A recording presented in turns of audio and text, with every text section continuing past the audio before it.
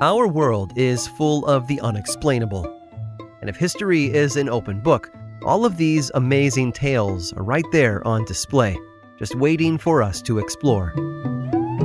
Welcome to the Cabinet of Curiosities.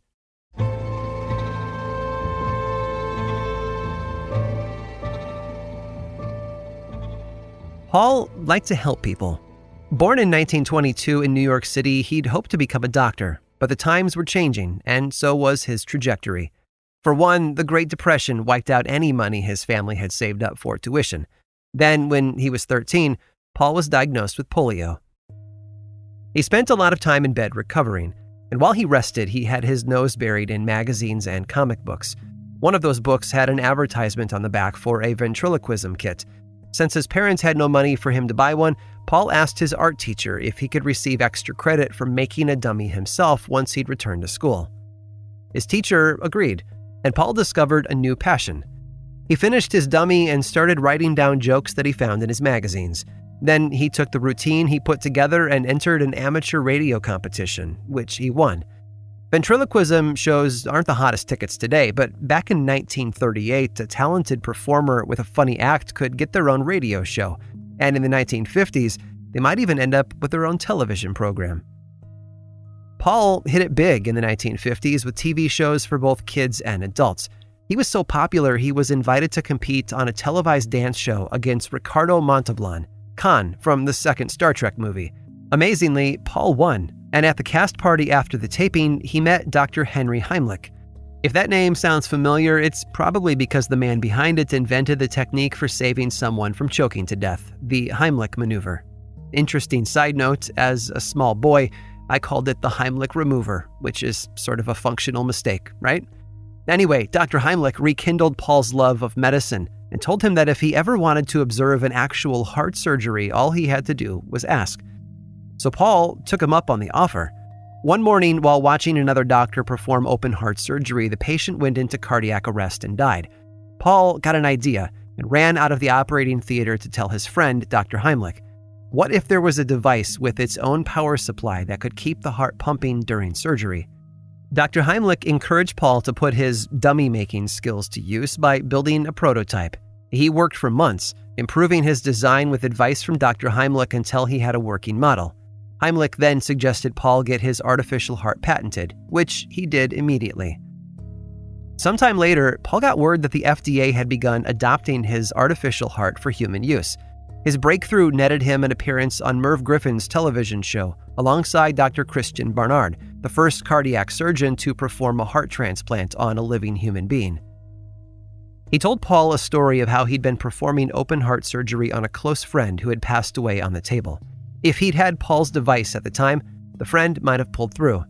It was an emotional moment for both Dr. Barnard and Paul, who realized that his work would change the medical profession forever.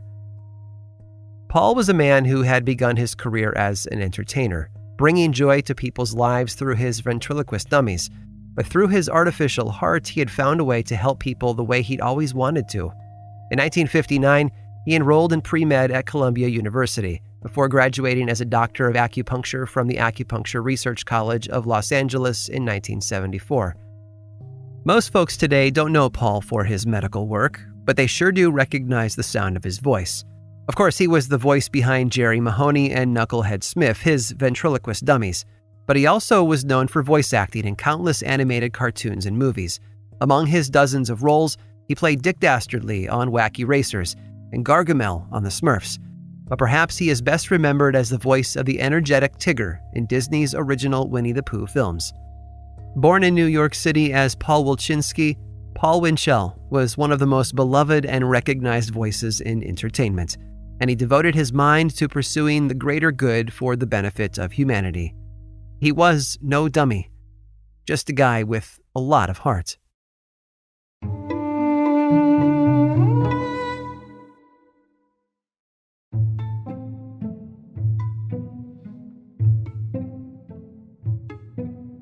When the chips are down in a bad situation, your first thought might be to panic.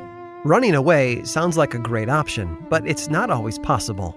Sometimes you just have to stay and fight. As Robert Frost put it in his poem A Servant to Servants, The best way out is always through. Alvin hailed from Tennessee. From a young age, he managed to see his way through some tough times. His parents owned a farm, and his father was a blacksmith. Alvin had 10 other brothers and sisters, but life was rough for such a large family in 1914. Everyone had to pitch in around the farm, and when their father died, Alvin got a job as a logger and construction worker to help support the family. He also had a chip on his shoulder. There wasn't a bar in Tennessee he couldn't fight his way out of, but after a brush with religion, he swore he'd changed his ways. Then he was drafted into World War I in 1918, and he didn't let his internal peace stop him from fighting for his country. Alvin got his start as an infantry private in France before heading into German-held territory with the Army's 82nd Airborne Division. 16 other soldiers joined Alvin on a special mission on October 10th of 1918. They'd been tasked with capturing German soldiers in Châtel-Channery, France, as part of the Meuse-Argonne offensive. It was the largest offensive in World War I and in all of U.S. military history. Alvin had an important role to play. He just didn't know it yet. He was one of 4 officers and 13 privates under the command of Sergeant Bernard Early. Their goal was to cross into enemy territory and take out the German machine guns. The men snuck in and accomplished their mission, capturing a large group of enemy soldiers. However, while Early and his team were corralling their prisoners, they were ambushed. The Germans had come out of nowhere. They fired from the hills above. No one on the ground could see where they were positioned, though. 6 American soldiers were killed in the gunfire and 3 more were injured. Among the casualties was Sergeant Early. 7 other men ran for cover and took their German prisoners with them. Alvin, however, knew that they'd never get out alive if he didn't take immediate action. He got on his stomach and aimed his rifle at the 100 German soldiers standing above who were firing down at him. He knew he had very little ammo left, so every shot needed to count. One by one, he picked off the gunmen. Those who couldn't see him would peek out, exposing their position. In an instant, Alvin's bullet would fire, and down went another one. A smaller group of Germans separated from the larger pack and charged at him with their bayonets pointed forward. Alvin dropped his rifle and reached for his pistol. He started by taking out the enemies at the back of the group to make those in front think they still had rear cover, and with each shot, York kept telling them that they could surrender at any time. The German soldiers wouldn't stop firing, though, but their commander couldn't stand seeing his men getting killed so easily. So he told them to stop firing, and he told Alvin that he would surrender if he stopped shooting his men. Alvin agreed.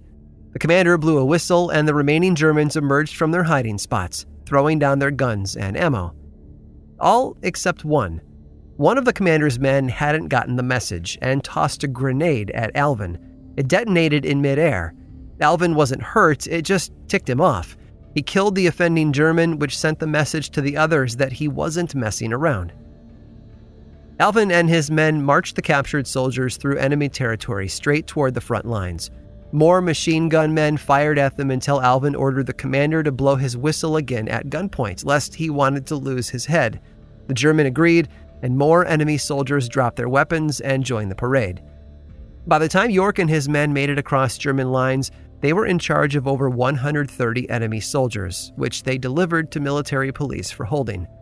Sergeant Alvin York earned a Medal of Honor for his heroic actions that day.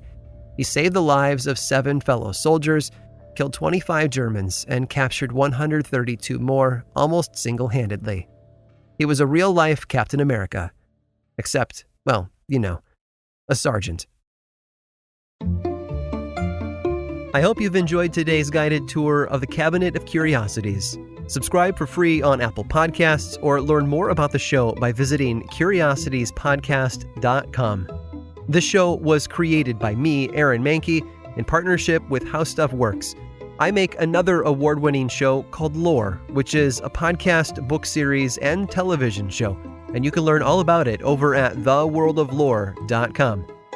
And until next time, stay curious.